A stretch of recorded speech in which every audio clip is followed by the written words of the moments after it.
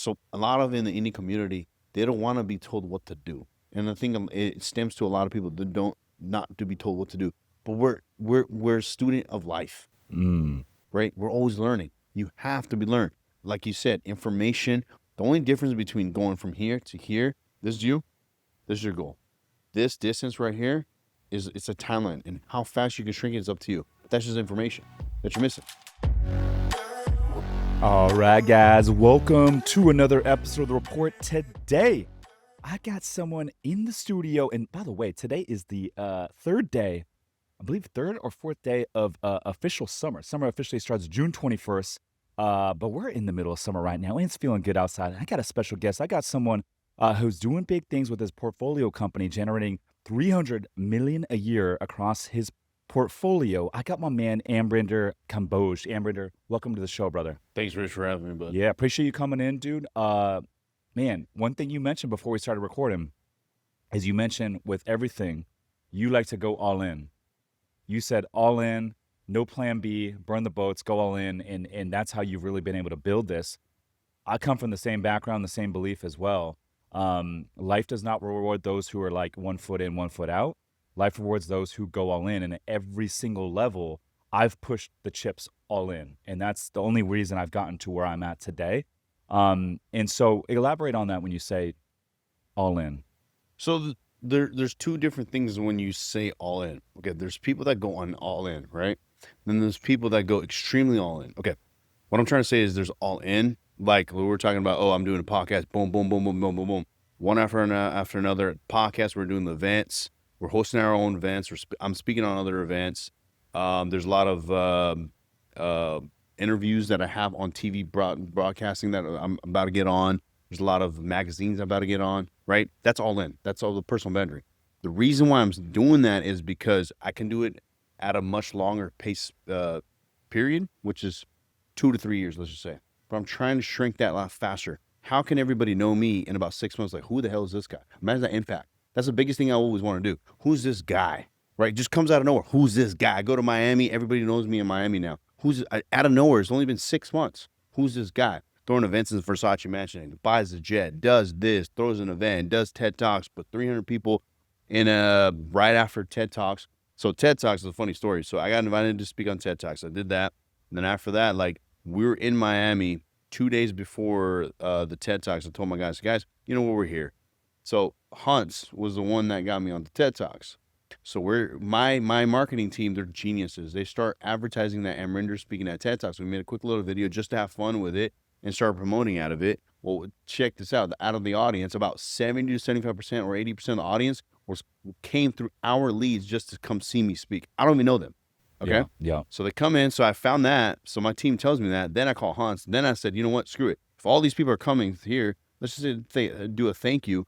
Let's have an event, post-event, all branded for our company. They get to talk to me, business, and we might find some business deal or next partner or something like that, right? It was a really good turnout. So that's what I'm trying to say. That's going all in. And then what the other thing is, the thing, like I just mentioned right now, we did the TED Talks, and then a post-event, nobody really does that, right? To connect with more people, right? There's all in, and then you got to think big to get all in too. The other thing about going all in, man, is like you will grow much quicker. And for me, it's all about the feedback loop. Like, how many people do you see get into a new thing? They might have a business idea and they're like, hey, like, let me dabble in it. But because they don't go all in, they don't see much progress.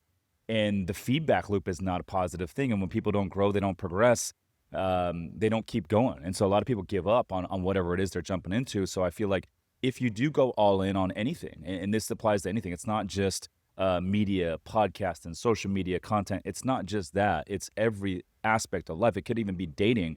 When you go all in, you see results. And when you see results, it's positive affirmation. It's the same reason why people go to the gym. You go to the gym first week of the new year, and the gym is crowded. You're like, damn, where the fuck did all these people come from? But you go back first week of February, like all these people are gone. It's because these people start, but they don't. The gym is like, it's a slow game. It's the long game. It's like buying real estate, right? We go buy real estate. It's a long-term play. And you got to have delayed gratification. Same thing with fitness. That's why like 1 out of 25,000 men in America have six-pack abs.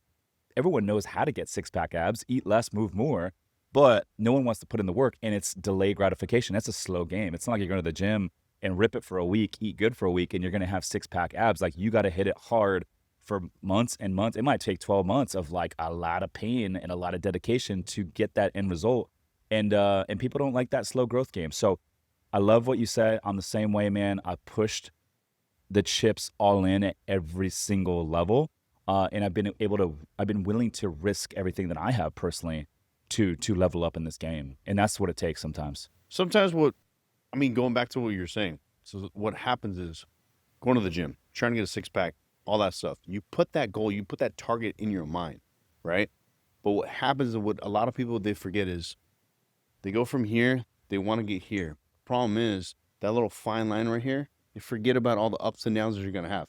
Dieting, I love training. Reason why is when somebody's fit, they're able to train, they're able to diet. It's the hardest thing you're going to do. Don't drink alcohol, train, diet, wake up in the morning. Even when you're tired, whatever it is, go train. There's a discipline factor of it. There's a pressure that you got to put in your mindset. You use the same principles in business, it's the same thing. You use the same principles in life, it's the same thing. Does that make sense? It does. That's the thing about going all in. So when it comes to business, a lot of business owners, the reason why a lot of business owners, they fail is they're going in, but they're going in on the wrong things. You're going in for what? Money. I want to make money. Every single time I had a thought, I'm going to do this business because of money, it's always failed. So when I had my first business, the GNCs, right? It's a sports nutrition brand. So I went in there trying to get them to make money. Obviously, you want to feed our families, feed yourself, do XYZ, right? But nobody taught me, okay, if you go for the money route, your focus is just going to be sell, sell, sell, sell, sell. But now that I think about it, now through the experiences I've been through, I'm like, okay, the reason why that business didn't work too well for me was if I had a different approach, is okay, I want to help people. There's a mission of value that you want to bring to life, which is like for me at the GNC would have been like, I want to help people get healthier. I want longevity. Somebody comes in and they have heart problems. Somebody comes in who's 300 pounds. You notice they're not healthy, right? I want to change their trajectory. If there's a guy and he works his ass off and he works Monday through Friday, 12-hour shifts, and he has kids and a wife and everything, I want to make sure his testosterone levels here so he can perform, yada, yada, yada. You see what I'm trying to do? I'm trying to make better humans. If I had that approach, imagine what I'll be able to serve them. All right, so I got a question for you. Do you believe that getting fit is a prerequisite for getting rich? Yes. The reason for that is, okay, there's two things about fit. There's people out there that say you have to have a six-pack to be successful. Not really, okay? What I'm saying fit is, okay, so you and I, we have investors. We're dealing with money. We're looking at acquisitions. We have teams. We're traveling. We're doing this and all that kind of stuff. Your body is a temple where basically it needs, think about it as this. Like you're in the boutique hotel business, right? You buy an older hotel. You have to fix kinks. You have to do this, do that. Same thing with your body and mind too. When you're dealing with that much money, you're dealing with numbers all day. Wrong. What the workout does is it decompresses you, right? To me, when I don't work out, like I feel this pressure, I get depressed. But as soon as I go in there, I train arms, legs, whatever. The blood flow that I get, it just makes me, oh shit, I'm a badass. I got this. Right away, the mind starts flowing, the ideas start flowing, the solutions start coming up. Yeah. It goes hand in hand with everything because, with business, it's all about growth and progress, right? Every day we're showing up, we're getting 1% better every day. We're identifying what's the constraint. Okay, let's fix this constraint. But same thing at the gym, right? It's like you go to the gym and obviously it's a long game, but it teaches you consistency, showing up, going through some pain in order to have some gain. It shows you what it feels like to get 1% better. You start to see the results in the mirror. You start to feel better. If you feel good, you feel better, your confidence is going to go up. If you're more confident, you're going to make more money in business, sales, everything. Yeah. So I actually have a story of that. I remember a few years ago, I went with one of my friends to a conference, right? It's like 3 or 4 years ago. Okay. So this guy's a successful guy, has a multi-million-dollar business, and then I'm next to him. Fit, leaner. This guy's like 300 something pounds, 310, 315 pounds. Okay. And this is what I told him. I was like, dude, you need to lose some weight, right? He goes, I was like, you don't look healthy. He goes, my doctor said my reports are fine. I'm like, dude, I can tell just looking by you, you do not look freaking healthy. I don't give a shit what the doctors say, okay? Then I said, okay, let's just change the view. Okay, now we're about to go to this conference. There's 1,000 people, okay? When the door opens up, you and me, we both walk in. Who do you think is going to look at who first? Right? You or me? You might be way more knowledgeable, have more capital, have all that kind of stuff, but the gravitational force is going to come towards me. Why? Is because I have this aura of I'm big, strong, and everybody wants to try to talk to a more confident, bigger, stronger dude. person, right? Versus you over here, you might be that wealthy, knowledgeable guy, then you're slouched like this, your suit barely fits, your stomach's popping out, right? You look good as far as your facial feature, you're a good looking dude, but imagine how you would be if you lost some weight. Dude, now he's lost weight and he was like, I think like close to 220 pounds. You can just tell from his face, the energy, the confidence, everything goes up. Dude, the other thing for me, man, is this. Like, I'm gonna be 40 this year. This summer I'll be 40. And this game that I'm playing right now is not like a professional athlete. This is not like NBA or NFL where your shelf life is, only so many years. I'm playing a game, real estate investing and business. I'm playing a game that can be played for decades and decades and decades. I mean, look at Grant Cardone. Grant's 67. The dude's just getting warmed up. He's got a lot of gas in the tank, but it all starts with the mindset and taking care of your body. And so knowing, hey, I want to play this game as long as I can. I want to play it for another 40, 50 years. And so knowing that, it's like, dude, I better start taking care of my body right now. And if I'm not, that shelf life is going to be cut in half, right? And so for me, it's all about longevity. And I know, hey, like health is one thing I can control. The things I can control, the variables, like let me make sure that shit's optimized so I can perform my peak. That's another reason why I don't even drink. Like I don't even drink. I'm sober. And I think that's another cheat code in the game is like literally being sober and actually waking up at 5 o'clock in the morning. So many people out here have all these problems in the world and they're looking for all these solutions, but they're overlooking the fact that it's like, hey, like just eliminate alcohol and start waking up at 5 o'clock in the morning. And a lot of those problems will go away pretty quickly. Yeah. Yeah. You know? Yeah. So it all goes back to the health. So I want to switch gears, man. So you mentioned your first business was in the fitness space. What was it about your first business? Like you said the first business failed, right?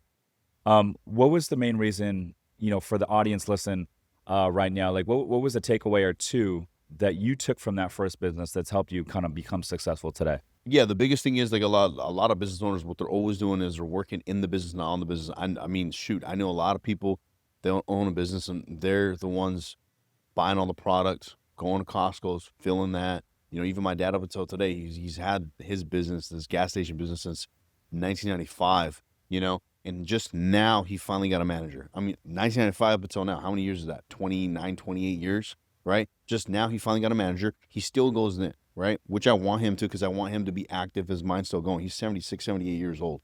I don't know how much longer of his life is, but what I'm trying to say is it keeps him active. So when you're working in the business, you forget to look the bigger picture of things. Okay. So now going back to my dad, I remember in 2018 and 19 when I started, I had the GNCs, I had two of them, two franchise locations. And then from there, I was helping my dad with the gas station business, thinking like, maybe that's the future for me. Right. So then I'm going in there and I got some knowledge as far as like, Dad, okay, the people who are working for you that are in there working for 12, 14 hours a day, you need to get feedback from them on how to improve the business. No, I'm the owner. I know everything. I know what's best for my business, right? No, you don't.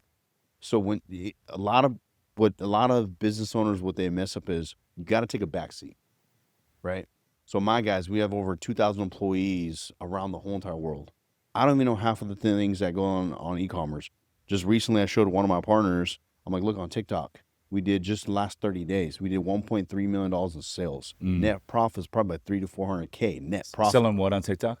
Good question, because that's the question you asked, right? I was like, I don't know. He's like, how are you a CEO running this and you don't know what product you're selling? I was like, dude, we sell over 100,000 different products. That's not my department. My department is to make sure we're keep on acquiring. The flow keeps coming in. We're acquiring brands and the system keeps flowing. My back end team handles all that stuff, right? Yeah. So I don't know how many boutique hotels and stuff you have. So imagine if you have a portfolio of 200 boutique hotels. You think you're going to know everything about every single hotel? No, you have systems, process, and put in place.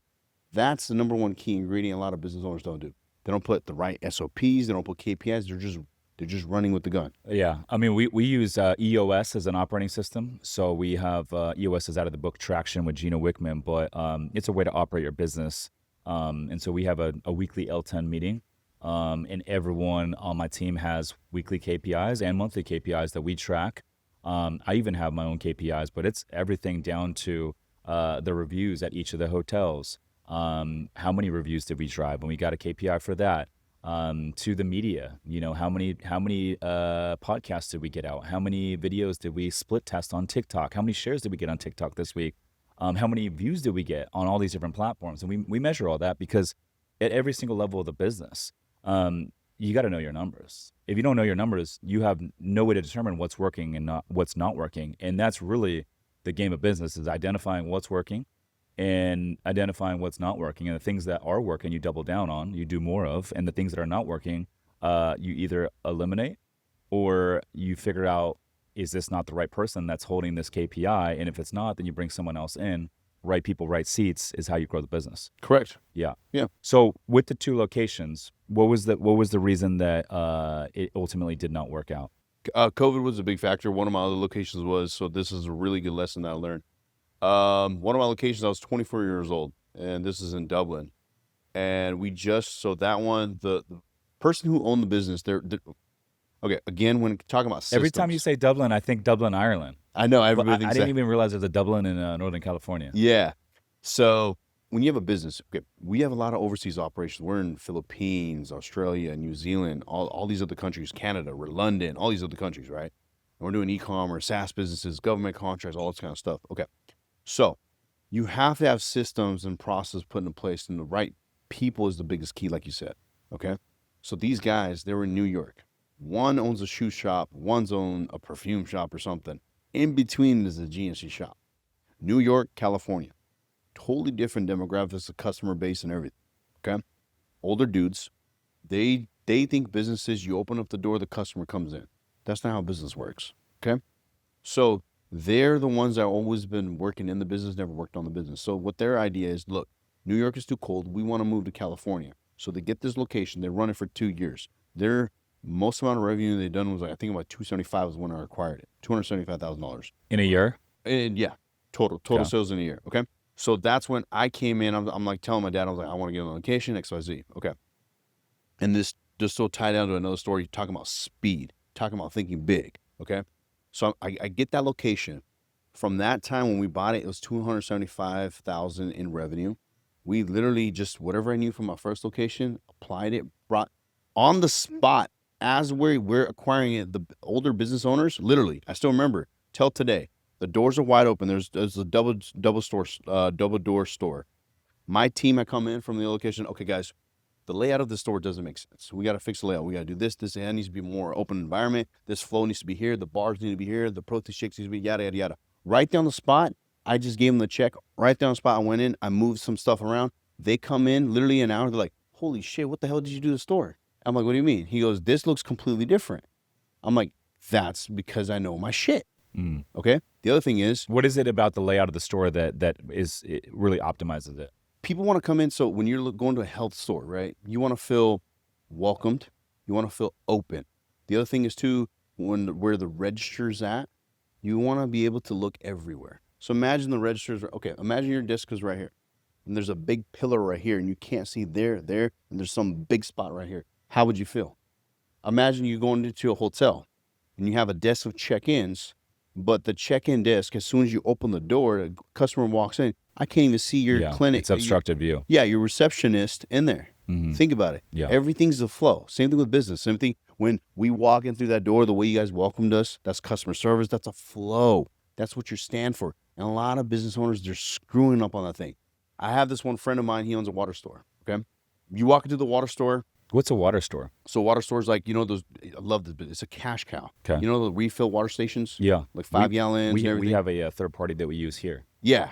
Dude, it's a cash cow. Mm-hmm. So Like Sparklets is one of them, right? yeah. Yeah. Yeah. They've been around for decades. So basically, you go into his store, AC's off, the floors are old and dirty. He's owned it for 20 years, right? So what I like to do is, every single time I acquire business, do business with everybody, it's if I was a customer, even my own business too. If I was a customer, right?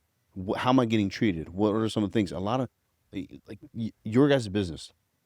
The reason why I like it and I hate it is well too is hospitality is one of the hardest things to do. It's very hands-on. This is not passive real estate. No, it's okay. Thank you for saying that. A lot of people, they say real estate, passive income. No, it's the hardest thing to freaking do. Airbnb, hard business to do. There's no real estate that's passive. The only thing passive about real estate is if you are investing If passively you're with a another silent investor operator and you're investing with as a limited Rich or partner. somebody like that. Yes. Exactly. You wire in the check, cool. Everything else chilling. is passive from Yeah. there. But outside of being a passive investor, nothing about the real estate game is passive. And people listening to this might say, oh, well, what if I hire a property manager?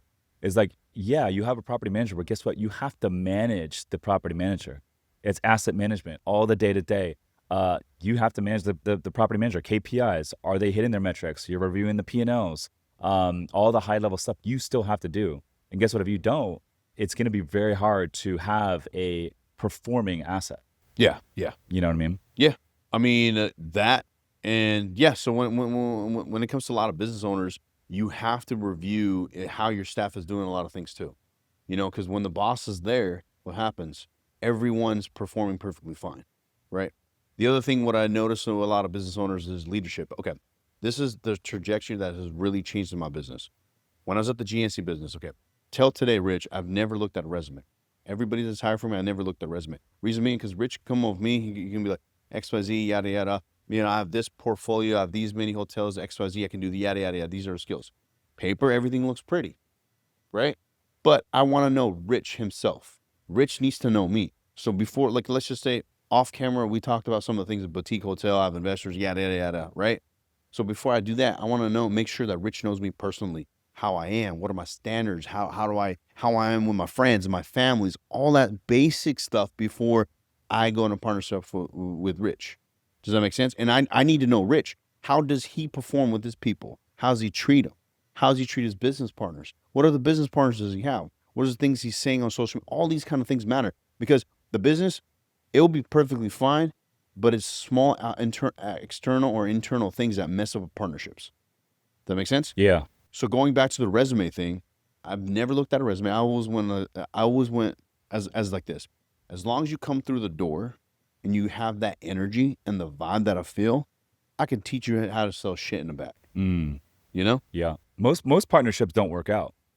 They Most don't most don't unless you work know out. how to structure them. So I have a lot of all my businesses are through partnerships. It's all never ever do a 50-50 deal. I've in GNC business I had a 50-50 deal and it didn't work out at all. For me, it comes down to three things, and I had two partners that I was when I first got in the real estate game. We had Pack 3 Capital. We were buying apartments together. We still own a couple deals together with investors, and I'm friends with these guys today. Like, there's no hard feelings at all. But I reached a point in 2022 where I had to have a tough conversation, and what I realized was I was not going to reach my true potential under this partnership, and I'll tell you where I went wrong. So for me, choosing partners, it comes down to three things. Number one, are they a good human being? That's first and foremost. Go out to dinner with these folks, go out to lunch, see how they treat servers, strangers on the street when you're walking by, because how they treat and talk to servers is how they're going to treat vendors, investors, etc. when you're partnered with them, and they're going to be a direct reflection of your brand. So if that's not good, it's a hard no. Number two is, do they have a complementary skill set? So if you're listening to this and you're like, hey, I'm good at raising capital, I'm good at sourcing deals, I'm good with people, I'm charismatic, you're probably not good at the back end stuff, which is like the numbers, underwriting deals, all the asset management, all the stuff that's equally important, but on the back end. And so you shouldn't go partner with someone that's also good at raising capital and sourcing deals. Partner with someone that complements your skill set and is good at the things you're not good at. That's number two. Number three, and this is an important one, this is where I went wrong, is make sure you partner with someone that has a similar level of risk tolerance. And what do I mean by that? When I say risk tolerance, this is what I mean. In business, in real estate, regardless of what type of business you're in, there's dozens, sometimes hundreds of decisions that pop up every single week. And you have to have the wherewithal and the confidence to navigate those decisions and make a quick decision and roll and know, hey, you know what? I'm not going to get all the decisions right. My team's not going to get all the decisions right, but we're going to get most of them right based on the information that we know. And as new information pops up, we might pivot or we might reach another road bump. And if we do reach a road bump, knowing that you have the confidence and the wherewithal to have and find the resources in order to push through and solve that constraint. And that's why I say similar level of risk tolerance is very important. So where I didn't go right is we had a different level of risk tolerance. And so they didn't feel comfortable making any decisions without all the answers. And in the game of real estate and business, like, you have to be okay making some moves without all the decisions. Otherwise, you're never going to be able to operate. And so every decision was a 4-hour grueling meeting, right? And it's like, dude, you can't grow that way. You cannot grow in business if every decision takes 4 hours. And so now with my team, like, I empower them to make quick decisions. I'm like, guys, I don't care if it's the wrong decision. Let's just make the decision based on the information we have and let's keep this thing rolling. And that's how you grow over, the ability to make quick decisions over a week, compounds over months, over years. And that's the difference between someone really growing quickly and someone kind of just staying stagnant. Yeah. No, you pretty much just hit it on the nail. When it comes to making decisions, that's one of the biggest thing of key success. I think that's happened with us, and why a lot of people, they come to me for answers. So there's two parts to this. One is making decisions and how fast you're able to execute them. So the frame that work that I've taught my team. So the other thing is too, you have a successful business when somebody comes to you, right? And they're like, hey boss, or hey homie, this is what happened and this is how we're going to solve it. What do you think? Right? That's a good leadership team. Now you have an army. But when you come up, dude, this is what happened. What do we do? I'm freaking the hell out. Yada, yada, yada. And then you're over here like, dude, I got like 50 other things I got to freaking do. And now I got to put this on my plate too and burn this fire. You don't have a real business. Now you're working in the business, not on the business. So then what the biggest thing what CEOs need to do is sit down with their team and let them know exactly the game of how to make right decisions in your organization. What are some of the things we're looking for, right? So I have a lot of people in my group, like 10 dudes, right? 6'10" dudes? No, 6 or 7, 8, 9 dudes, right? Okay. They're always traveling with me. They're usually here at the podcast but we're doing a conference in Miami, so they're handling all that, right? So basically, they never come up to me with a problem, unless it's one of those things that I need to step in, right? Which is usually their internal things like, oh, this is what happened to me and my family. I need help with this, yada, yada, yada, yada. Like, how do you navigate with this? Or I had a client say this, like, what do you think? But it's more of like a coaching thing, right? The framework that I've built is give me a problem, one problem. For that problem, write it down. Give me 3 solutions, write it down on paper, and find the best solution. The 1-3-1 method. Yeah, 1-3-1 method. After that, what you do is you debate with everybody. Okay? What do you think about this? What do you think about that? What do you think about this? What do you think about that? What do you think about this? What do you think about that? Yada, yada. And that's how you get answers. And that's how I run my business too. I don't make any decisions. I come over here, I have an idea. So one of my camera guys comes up to me, he goes, Paul comes to me, he goes, Ami, my wife, their family, they own got a lot of agave plants in Mexico. Okay? Jalisco or something like that. And he goes, have you ever thought about getting into tequila? I've actually thought about it, right?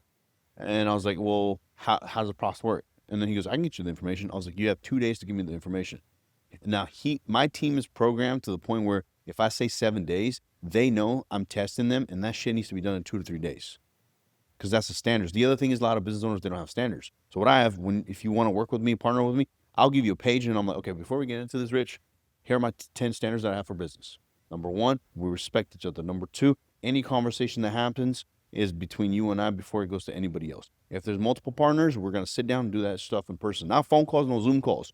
That shit can be fabricated. The reason why it be fabricated is you have time to think over text, phone call, and Zoom call. I need to know what the hell Rich is wearing, how is he acting, because I can look at you and facial reaction, the way you're moving your hands, your feet, and all kinds of stuff. Know if you're nervous, you're okay. Another biggest thing I've learned over the years is how to read people. And that's a big key ingredient when it comes to business. Give me an example of that. Okay. I remember one time, I was sitting down, I was having a coaching call with this guy. 2 guys, they're in the real estate business. They're like, dude, our cash, they're just asking me questions, right? And I'm looking at him, right? And the guy's like this. He's just like, so like, what do you think about this? What do you think about that? He's asking me questions. I'm like, hold on, dude. Okay.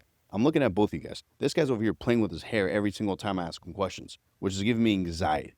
He's nervous and anxiety to ask me something, right? Or something's going on. This guy over here is just doing this, looking around. You're not really paying attention to anything I'm saying. So let's pause this. What's going on in your business? What's the real issue? And then, yeah. I was like, no. You're continuing to do that. Now you're doing your foot. You're doing this. You're shaking your foot. You're barely talking. What does that mean? Because I see people do that all the time. What does that mean when they shake their foot? They're not confident in the decision that they're giving or the information that they're giving. Could it mean that they're just intimidated in that very moment? It could be. Okay. Again, it goes back to confidence. They're not confident, right? The other thing is what I've noticed is when they're doing something like that, when you talk about, hey, so yeah, man, my business over here is going there, and we're gonna do 30 million. They're talking so fast, they don't want to get caught. So okay, calm down, bro. What's going on? Just tell me the truth. Right? It's okay if you're not doing 30 million, you're doing 5 million in revenue. It's okay. Just be who you are, right? So we're having a conversation. He says, okay, bro, here's the thing. We have these 3 or 4 properties. We're not cash flowing. We're trying to get our silent investor to XYZ. And now I was like, okay, what are some of the options you have? We can sell one of this property to get cash flow to come in to and do X, Y, Z. And then, or we can do this, we can do this, this, this. I'm like, okay, you have a pen and paper? They're like, no. I called the waiter. We're having lunch. So I called the waiter. I was like, can I get a pen and paper, please? I was like, map every single option down. And then at the end, give me your revenue, EBITDA, expenses for every single one. Because right now it's a cash flow issue. So we have to look at the metrics, right? Then they come with yada, yada, yada. And then I was like, boom. Now, out of this, which is the best case scenario you would choose? Like this one. It makes sense. I'm like, then why the fuck didn't you just do that in the first place? The answer's there. You're just not confident. You wanted to hear it from somebody else. But if you're sitting next to me, why are you doing all this, trying to be like, oh, you're the professional, whatever it is? And that's the other thing, too. Going back to my next thing that I talked about yesterday's podcast is a lot of CEOs, they want to be like, I know it all. Dude, me. Our portfolio is 300 million, 400, 500 million, 2,000 employees, 900 investors. We're in multiple countries, right? Even till today, I'm still learning. Like I would take a pen and paper and be like, Rich, boutique hotels, tell me everything. Hospitality, I want to know. What was the first thing behind cameras I told you? I say, hey, bro, you have a media company. I want to start a podcast company. Is it okay if I fly in my team and I'll pay you whatever it is? Teach them everything. Yeah. Right? That's how you freaking grow. Mm-hmm. Although I might do doing X, Y, Z. It's accessing information. And regardless of all the hoopla out there and the bad news in the marketplace, I tell people all the time, I'm like, guys, regardless of all that bullshit out there, this is the best time ever in the history of Earth to be alive, because the ability to access information today has never been easier with YouTube, podcasts, ChatGPT. You can learn more listening to a podcast today than you can going to a 4-year university. That's just the facts. And so the ability to access information today has never been easier. This is the best time ever to be alive. Yeah. So that, a lot of people, they're scared to ask questions. The biggest thing is what I think, too. Always be curious. Yeah, always be curious. And then, And never be the smartest in the room. Like I always ask questions. I'm like, that's all I do. Hey, how do you run your business? I always pick up a couple of nuggets from like every one of my podcast guests about how they operate their business. And I'm like, that's a really good one. And then I'm going to implement that into mine. Yeah. You know, because I'm asking questions. Yeah. I mean, we did an event in Cabo last year in August. We had about 400 business owners in there, right? We're talking about business and all that kind of stuff. The first thing I said, I was like, look, guys, I don't know it all, right? I'm just going to tell you guys what I know if you guys ask me a question. I'm really good at Q&A type of things. If you give me a problem, I'll give you guys the solution that I think is going to be the best, or open up your mind to think further, right?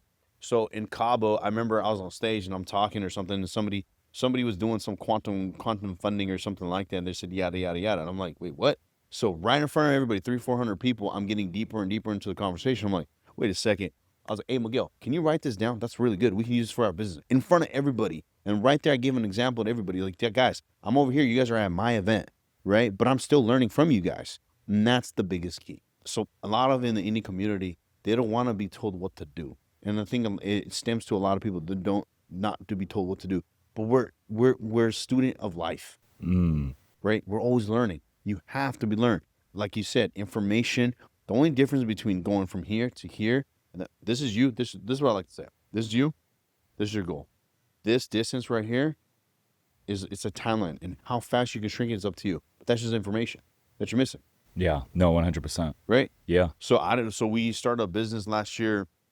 It's a funding business. Okay. We help our credit clients, card funding, 0% business credit, all that. bonds, you name it, everything, right? Everything. So we help our clients get funding. They can invest with us. They can start their own business. And then we started another company. It's Cambridge Advisory. We do tax, bookkeeping, CPA, all this other forecasting, all this other crazy shit, right? So I saw a big pitfall in the accounting business. So we started our own accounting business, because I was like, dude, if I'm dealing with that issue, and I'm paying shit ton of taxes, I'm pretty sure other people needed some advice too. So we started our own company. So that company propelled this other ecosystem that we created. That funding company alone, in 120 days, we did 20 million in revenue, right? Tapping into just our network that we have. And in this 121 days, we were just testing to see how it was. It was like barely like 56 clients, right? So what happened was my sales guys, they went to their guys, their clients, and they said, this is what we can do, yada, yada, yada. Sales went up, operations stayed down here. Sales goes to operate. A lot of business owners, that this happens to a lot of businesses, is when you're able to get so much funds, but you don't know how to fulfill it, right? Or you're running a business where it's like 20, 30 million in revenue, but then your back end team's slacking. So how do you pivot that? What are some of the metrics you own? It's supposed to be like this: operations and sales. It always needs to stay like this. You always want to overfulfill, then you oversell. Hey guys, if you're looking to get into real estate investing, but you're like, hey, I don't have the time, but you want to participate in the passive income, the tax benefits, and the wealth building, my company, Summers Capital, partners with limited partners, people like yourself, and we go out and buy boutique hotels. We have a fund where we currently own 5 hotels, and we currently have a wait list for investors to participate with us. If you want to learn more to see if this is a fit for you, you can go to summerscapital.com/invest to inquire and get on our wait list and be notified next time we have an opportunity. Again, summerscapital.com/invest. Now back to the show. I got a question for you. Yes. So a lot of this game of business, and I think when you're looking at all these different constraints within the business, if you're working on the wrong one, it's equal to not working at all. I believe that. And so it's having the ability to identify the biggest constraint and then putting all your energy and resources into solving that biggest constraint to break through the other side. Then you break through, then there's another constraint that's between you and the next level. And it's identifying out of the 20 possible constraints, which one is the biggest one we need to solve for. So what is the best way to approach finding and identifying the biggest key constraint that you should be going all in on versus working on the wrong one? Okay. So when you're in the business, obviously you as a CEO, your thing is vision, mission, grow company, create leaders. Okay. But then in your leadership KPIs, they need to put KPIs as far, you need to know, they need to know the information of what are the bottlenecks are, right? And then you as a team collectively are navigating through the bottlenecks. And then you calculate it based off of revenue. How much is this really costing us? Because there might be something where basically is costing you in a month, let's just say $1,000. But there's some bottleneck over here that's costing you hundreds and thousands of dollars. Which one are you going to solve? Hundreds of thousands. First, Yep. and then slowly go down the chain. Sure. Right? Yep. So that's the thing. Well, majority of the problems that you can solve is either you hire somebody or you add some type of infrastructure in there. Infrastructure meaning a SaaS, an AI or something in there, some type of integration. There's not too many big things that you need to be done when a bottleneck, something like that happens, realistically. The other issue that I see is when you have, so a lot of business owners, what I notice is, this is a big red flag. If anybody can learn something from this is, if you have a customer and he is controlling 42 to 45% of your revenue, Yeah. he's controlling your whole business. You have key man risk. That's it, Yeah. right? And I cannot tell you, Rich, how many business owners, they're happy with that. I'm telling you 42%. I've helped people with people that have a contract, which is 80% of the revenue from one client, right? Okay, when it comes to e-commerce. That one client leaves and there goes your business. Yeah. Yeah. So let me give you another example.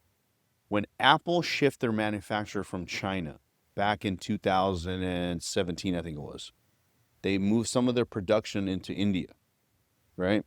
We were in the e-commerce space in 2019, 2018, 2019. So I'm looking at this, I'm like 2018, 2019, they move a lot to India. Why are they doing that? All these years, they've built their manufacturing stuff in China. What's going on?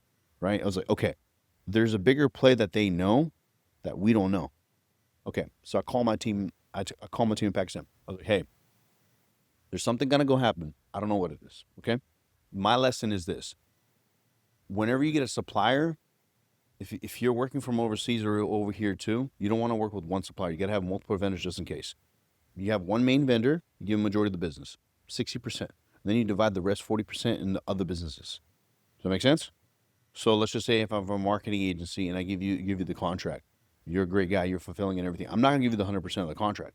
I'll give you 60%, 55%, 60%, between 50 to 60%, I'll give you that. Then the rest of it, I'm gonna have multiple people.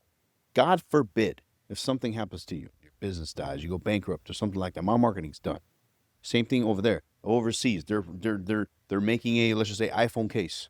And the majority, 60% of my business is there. And then I pivoted into India, Malaysia, Vietnamese, Vietnam and Mexico, right? But then COVID happens, or the tariffs happen.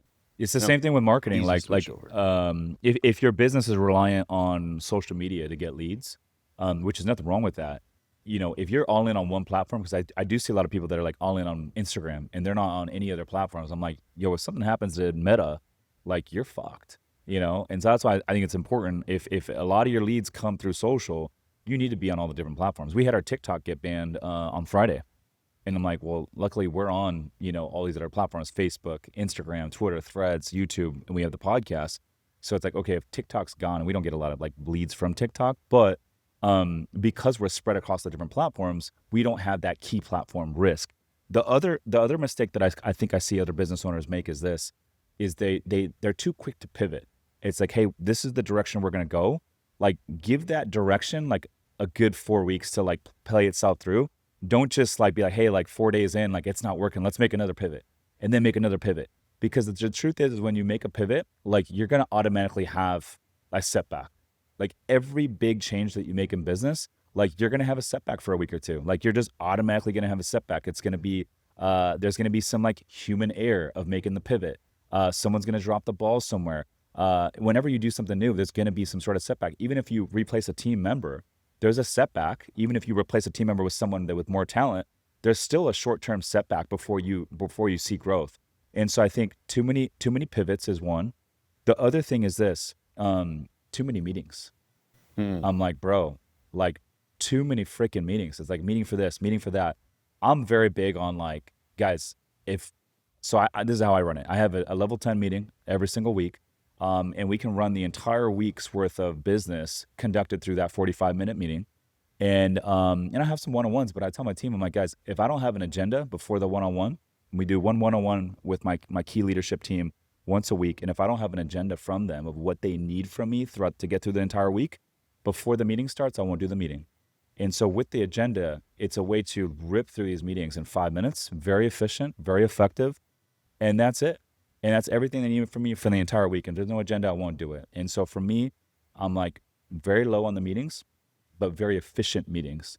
And I see too many entrepreneurs, business owners where they got meetings every single day of the week. I'm like, dude, how you gonna get work done if you're just doing meetings? Like when you're in a meeting, you're not productive. Yeah. So it's like do more work and less meetings. Yeah. Realistically, you only need a meeting maybe once a month. Realistically, with the whole team. And then like when our organization, I have I think 10 assistants that literally run my whole thing, emails, phone number, everything, right? And then they give me the report. I just look at once a week, right? And then from there, it comes to the point where I have leadership state. They report to me, whatever it is, whatever I need to ask. Other than that, it's a well-oiled machine. It's just moving and grooving, and then we just have to pivot whenever we need to. Moving and grooving. I love that. Yeah, no, it's true. I mean, what happens is That's like a when you- Miami thing, moving and grooving. So, okay. So when I remember one time traveling from Vegas, we're going back home with one of our friends. Okay. Okay. He's like this all over his phone. Too many emails, this conference, too many emails. I got another meeting, this, that. And I looked at him I'm like, bro, is it cool if can I see your email real quick? Right? He goes, yeah, go ahead. I'm looking at it. I'm like, dude, do you really have to be in all these emails? He goes, but then how do I know how my business is going? I'm like, hire a goddamn assistant from the Philippines, give them like $500, $300 and just have them give you one PDF for the week explaining exactly what's going on with the business. Do you really have to be in this meeting which has to do with something with marketing over one product or some shit? Not really. You're the guy that should be shaking hands and making big deals, right? Making the bigger decision, thinking outside the box. That's the thing you should be doing. Yeah. Right? And then he's like, yeah, you're right. But then I'm just afraid if I dip out that the business is not going to work out. I'm like, that's your problem, is your business is controlling you. I was like, let me ask you this. You were on this conference, you were on the phone call 6, 7, 8, 9 times. You're on the phone trying to do emails how many times? Multiple times. Did you ever see me get on a phone call? Did you ever see me answer one email? But then he goes, how'd you train your employees? I'm like, okay, now let's talk about systems. Now, when you're acquiring a company, Rich, or you're exiting, going IPO, or you're acquiring a company, biggest thing we're looking about is if we were to replace the CEO, Yeah. or any department Key man manager, risk. how fast can we replace that person? So there's a business that we bought last year, and it was $75 million. It was a $75 million acquisition, right? And it was a SaaS business. So we looked at it, phenomenal. And then we looking at it, I was like, okay, I'm like, this is good. There's a leverage point over here why we should acquire this. When I talk about leverage point, what that means is this business is doing phenomenal. Why is he selling it if it's doing phenomenal? Do we really need to acquire, or can we just knock on the door and be like, hey, bud, your valuation is $75 million. Your equity will love to go, rather than buying the business, are you okay doing an equity deal instead? Let's get it for 20 to 25%. Let's throw in our infrastructure. These are the bottlenecks that we can do And and become a improve partner it. with them. Yeah. Because they might have some key men that you want to keep involved. Exactly. Yeah. Let them run the business. You come in the person of a scale matter. We Yeah. have connections in all these countries. We see this of taking it here. Would you like to do that? Yes or no? Right? Yeah. So then I'm looking at it. I'm like, okay, I see this. We can do it. He doesn't understand this, that we're about to buy the business for $75 million, but he doesn't know in the next 3 to 5 years, we're going to take it to over $250 million in business. That's a good deal for me. Yeah. And if you're listening to this and you're like, hey, what is key man risk? I think a good example of that would be like 10X Health, right? 10X Health, Gary Brecka, Grant Cardone. The 10X brand is Grant Cardone. And so if Grant stepped out of that business and Gary Brecka stepped out of the business, their numbers will probably take a big bath, right? And so that's key man risk. Cardone Capital, key man risk. Grant's okay with that, right? You take Grant out of that equation. He's like their marketing face of the company. Without Grant, it probably doesn't perform. It would take years of probably repositioning that brand to get it ready for an exit. With my company, Summers Capital, like I'm key man risk, right? We got the podcast that drives all the leads. It's like my name on everything, but I'm okay with that. I'm not building my company to sell. And not everyone is building a company to sell. I just want a long-term thing, and I want to build long-term wealth over decades and decades with us and our investors. And so for me, I don't have an exit in mind now, so I'm okay with it. But that's key man risk. Yeah, exactly. Going back to Gary Brecka and the Grant Cardone, this is where Grant Cardone messed up. Okay, he should have always been the guy being the front face of the business. Everybody knows Grant Cardone, his personality, and all that kind of stuff. Where he messed up was he built Gary Brecka to where he was. He put the presence. Now, again, going back to the thing what I was saying, the 60%, 50% thing, Grant gave him the opportunity to do that. And then the whole thing happened when they split up, right? Publicity ascent, I don't know what it was or whatever it is, but still, Gary Brecka was nobody. Grant Cardone comes in, puts him in his infrastructure, builds Gary Brecka to where he is. Yeah, now 10X Health is known by what? Not Grant Cardone, Gary Brecka. That's where he messed up. 10X is whose brand? Grant's, right? So he should have played that strategically well.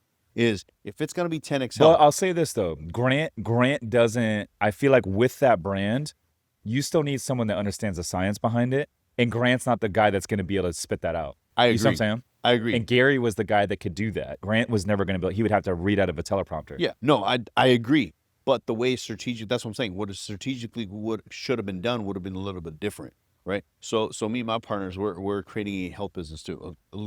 Not similar to 10X, a little bit different. We're curing cancer cells, autistic kids, dementia, and all this kind of stuff holistically, naturally, right? And it's crazy stuff. So Gary Brecka looks at genomic testing. I think it's like 76%, like 76. We look at what testing? The gene test? Yeah, the gene test. Yeah, He only looks at about 40, my girlfriend 50 and I took or that, something by the like way. that, right? Yeah. So we're looking about over 800 different tests to the point where my main guys, Renji and Miguel, their sons are autistic. They've been in this program for about 2-3 months, and they're seeing a massive improve, natural stuff, right? So what I'm trying to say is, I've been in the health business, right? I'm a scalable guy. The doctors are right here, medical doctors. We're about to onboard 6,700 medical directors onto this, nurses and everybody, right? So they're over there compiling something to give to me and my team. They're the back-end fulfillment team because that's what they're good at. Then I have this one doctor, right? She's going to be working with me trying to build the brand together. But at the front of the face, it's always going to be me, my company, and all that kind of stuff. Reason being, because what happens is the doctors get very analytical. They're saying some shit that you and I won't even understand. When you want to sell somebody, especially to a CEO, you have to talk to them like a 5-year-old child. What do you mean by that? Give me an example. Okay. So when you're doing sales, when you get too complicated. Oh, yeah. Confused mind is an act. Yeah, exactly. Like, for an example, right now, you and I, you're in the acquisition game. I'm in the acquisition. We're talking about mergers and acquisition, MMAs, all the numbers and everything. We won't understand it. Another person, your camera guy right here, he comes in, he have no idea. But if I tell him, hey, brother, look, me and Rich, we're about to buy a boutique hotel, okay? It's about $50 million acquisition, okay? With my other company over here, Cambridge Capital Solution, I can help you get the funding. We'll get about HELOCs and all this kind of stuff. We'll get 3-4 million, and this is your net ownership, right? From there, this is your profitability. This is what we're trying to do. That makes sense. This is how much money you got. Easy. Simple and easy. Yeah. You always want to sell somebody to a 5-year-old child. Then Then if they ask you a technical question, then you jump in. But if you start technical right off the bat, you're lost. Oh yeah. Confused mind does not act. Yeah. So that's where another thing with CEOs, what happens And real is, quick, on that note, yes. this is the biggest mistake I see with content creators out there. Business owners, entrepreneurs, they know they should be building a personal brand, but they don't know where to start. The biggest mistake I see is they jump in, they start putting out content, and people don't understand what they're talking about. I'm like, bro, like you're talking like to someone that you'd be doing a business deal with, but like the average person on social media has an 8th grade reading level. You have to dumb it down. You have to water the content down. Otherwise, no one's going to understand what you're talking about. You're not impressing anyone except for yourself. And then the piggybacking off of that is since 2018, 2025, I've never had a presentation for my business. I've never showed a presentation to anybody. If it made sense, it made sense. Like that's how sales should be Like a pitch done. deck? Yeah, we've never had a pitch deck. Never had a ever. deck? Never. I've never had a pitch deck or anything That's like impressive, man. that. Yeah, dude. It's just you just have a conversation. This is how it works, bro. Yada yada. The other thing is too, when it comes to sales, is as a business owner, you need to start understanding this. Is you're taking your mind, your eyes, and you're putting it to the person that's in front of you and making it realize to them. So right now, we're talking. How many times did I give you an example of your boutique hotel? A handful of times. Right, but then it made sense. Yes. Right, but then over here, the guy's life insurance, and I give an example about life insurance, but I got my point across. Yeah. But you understood it. That's the point. Mm. That's sales. That's business. That's how it should be. So I taught all my guys in the room. We do case studies. I don't know if you do case studies or not. I love case studies. Oh, I love case studies. When I host webinars, I always run through a couple case studies because like a live example, people love to see like live examples and yeah, I love case studies. Yeah. So like our domination conference that we're having in August at the Fountain 7th, 8th, and 9th, the whole book is about CEOs. How do you make, you're the CEO, how do you make myself into more CEOs so it helps you run your company? You're the entrepreneur, you need entrepreneurs, right? From there, they run your organization. That second part of it is like the financial stuff, right? Of how to look at numbers in a different way, how to negotiate deals, partnerships, and all kind of stuff, right? From there, we have different case studies in there, 5 or 6 different case studies, right? And then from there, it comes to sales, marketing, a couple of different other things that nobody really talks about. Everything's case study based. So the best part in the day that we do this daily, and my team is case study time. They love that shit. And I just throw random shit at them all the damn time. Well, what do you think of this? What do you think of that? What I'm trying to do is I'm trying to open their minds, right? Is they're working with me, but I'm trying to open their minds to look at business in a different way as well, too. So when they're walking on the street, they're like, oh shit, I remember this. Look at this restaurant right here. They can improve this, and this. They're giving the person the feedback and all that kind of stuff. That is to me success. I'm making more leaders. I'm making more entrepreneurs. They're going out there. They come to Rich and they're like, hey Rich, have you thought about XYZ? This is what I noticed. This is what I noticed. That's what I noticed. That's when you know you've made more leaders as a business owner. Yeah. You know? Absolutely. And then from there, like I've had a couple people come up to me, they say, hey, you share your information. 98% of the information that you have in your company is shared in your company, like to everybody. I'm like, why is that a bad thing? Right? Well, they can pick up and leave, create their own company. Go ahead. I want you to. Sure. Yeah, no, that makes sense. Another bottleneck or constraint that I see with a lot of business owners is this, and I would love to get your thoughts on it, is the sales component. I feel like if you have the entrepreneur who is great at sales, they have a sales background, they're great at sales, and the product is a higher ticket, higher leverage type of product. I'm not talking about low ticket items that are, 5, 10, 15 to a couple $100. I mean, higher ticket items that is higher leverage and the entrepreneur is great at sales. I feel like when they delegate out the sales, there's always a drop off in the close rate and the revenue and all that sort of stuff. And so how do you overcome that phase of growth? Okay. So that's going to happen to a lot of people, especially if you're doing the high ticket sales. High ticket sales are harder, right? But you're doing less few. You're not playing the volume game. It's more of a quality game, right? So our stuff, we're doing anywhere, our average ticket price is 200 and above, just like you, right? So what you do is let's just say when you transition from this salesperson into a CEO, when you have 2 or 3 people, when you're training them, what I do is when they're on a call, right? Put it on speaker. There's a pen and paper. I'm not talking. You're doing the call. If we lose a deal, it's okay. This is a learning phase, right? And I'm there. I had 2 pens, a red one and a blue one. Red one is this is where you messed up on. It's a no. Blue one is say this, say that. You're training them. But if you're doing this, what a lot of business owners do is, fuck, I'm gonna miss this damn deal. It's $200. $200,000 deal. I grab the phone real quick. Let me close it. How the hell is he going to learn? Does that make sense? Totally. Right? So that's the biggest thing a lot of CEOs, they don't do, is they want to be on every single sales call. I haven't been on a sales call for 3-4 years. Every single time somebody hits me on the DM, my family, friends wants to invest. They want to do X, Y, Z, yada, yada, yada.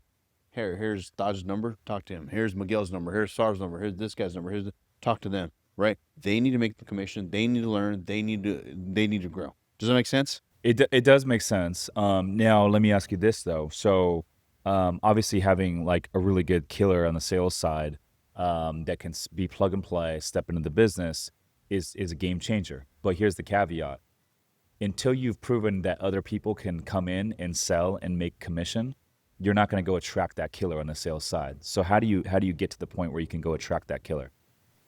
We're You see what I'm saying? yeah. So we're Because in your first example, if you're sitting there with a pen and paper with red and blue or whatever, and you're like holding their hand, that's not the sales killer that's going to be plug and play. So if you're looking for that plug and play sales killer, how do you attract them? Well, the number one thing is the person who's a sales killer guy is never going to be out of a job. Okay.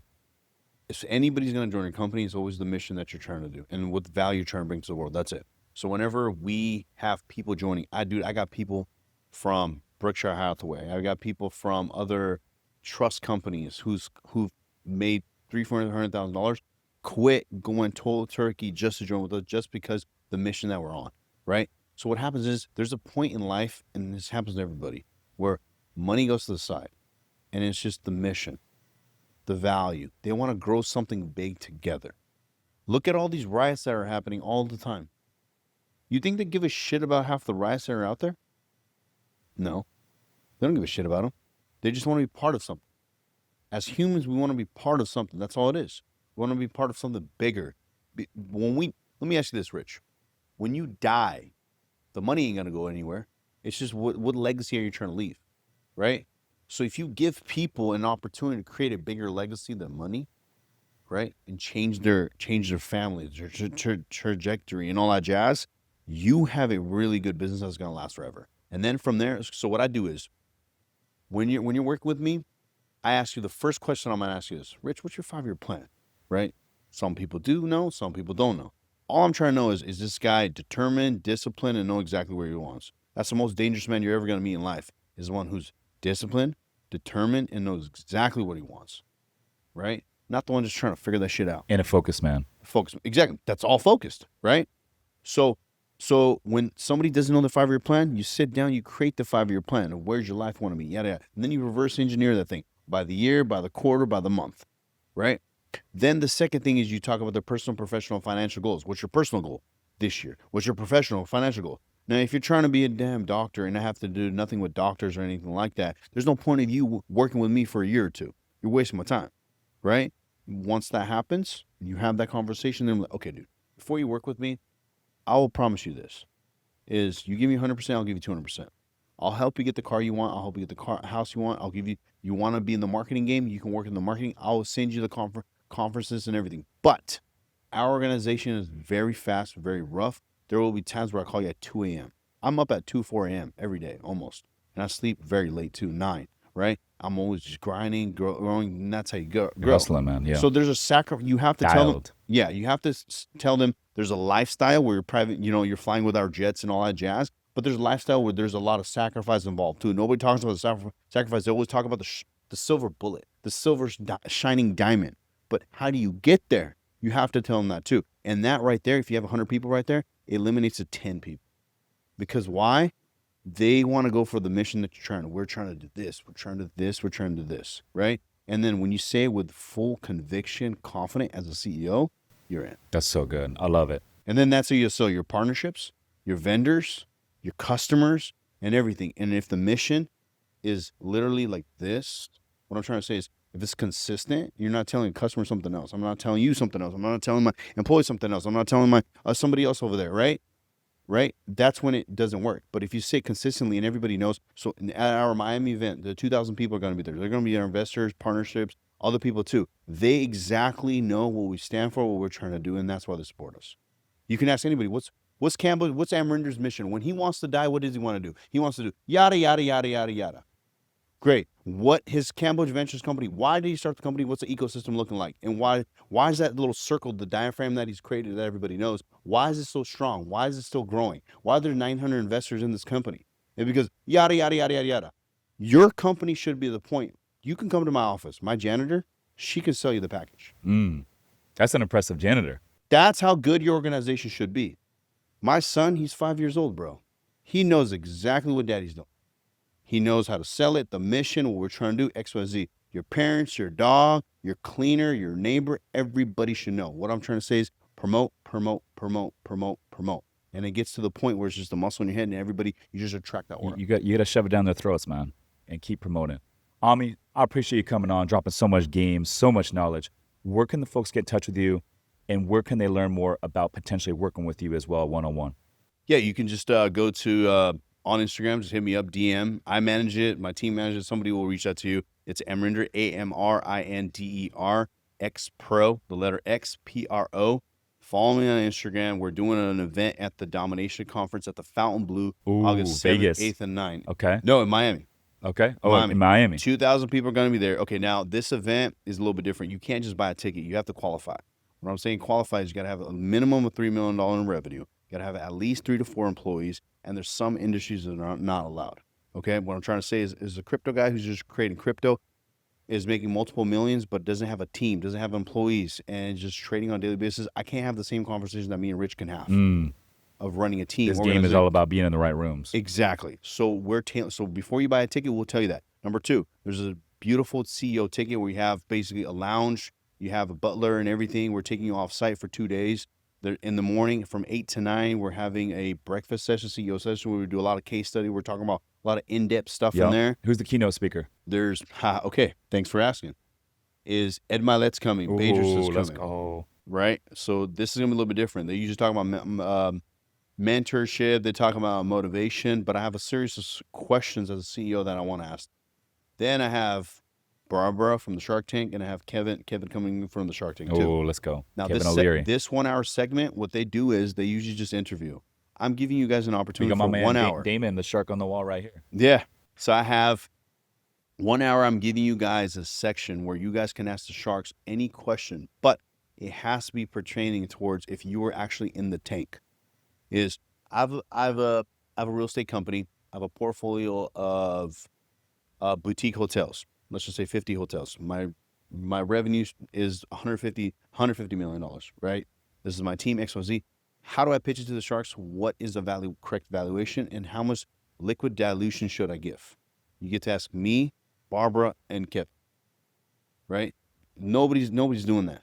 So you're getting a chance to ask the sharks real shark questions. That's big, man. Yeah. Where can the folks get a ticket?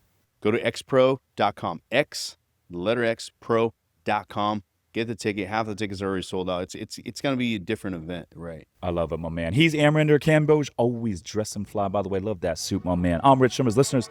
Thanks for tuning in. We'll see you guys on the next one. Peace.